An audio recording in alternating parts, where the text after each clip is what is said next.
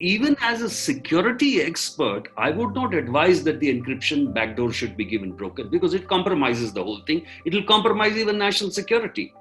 We are trying to protect our core sectors.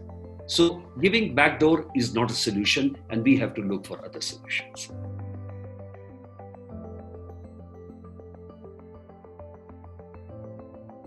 Should governments be able to sanction backdoor access at all? Is that a conversation that is difficult to have? Do people want to have it? Do governments, are they pressing for it? Is there enough public sort of knowledge about what it means to actually have, for a government to have access to encrypted platforms? So I think let's just start with, should a government have backdoor access at all? Now you actually entered the core of the debate, and that is where the two sides are very, very firmly arraigned. Now, if you look at Australia, United, and I'm giving you a macro perspective because this is all over the world, which is happening in democracies. I'm not talking about, the Russians or the Chinese, where they clearly just, mandate and the companies have to accept. We are talking about democracies here.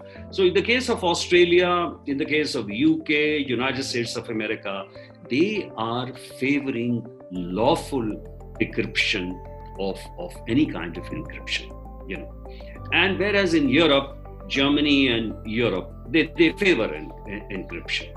So now what is happening is one part is purely technical. If you have an end-to-end encryption, you can't break it because even the intermediary is not able to see the chats between you and me. And if you're allowing any kind of a backdoor, then you are absolutely compromising the security architecture. That the whole communication grid is vulnerable, and its benefit in one case is going to damage the security and the privacy of those lakhs of people who are on that particular platform. Now, so the issue is, should we go into it? Can there be a balance that if the encryption is broken for a particular very high quality intelligence and national security reason for intervention, does it mean that the communication grid still remains safe? No, it does not. Now, who says this? The security technologists say it. In the 90s, when the debate was very, very hot in the United States of America, the NSA thought of putting in a Clipper chip. And Clipper chip was a piece of, hardware which could be put in the system and the information extracted or decrypted, whatever you say. Now, it was the same security technologists who said this is not possible.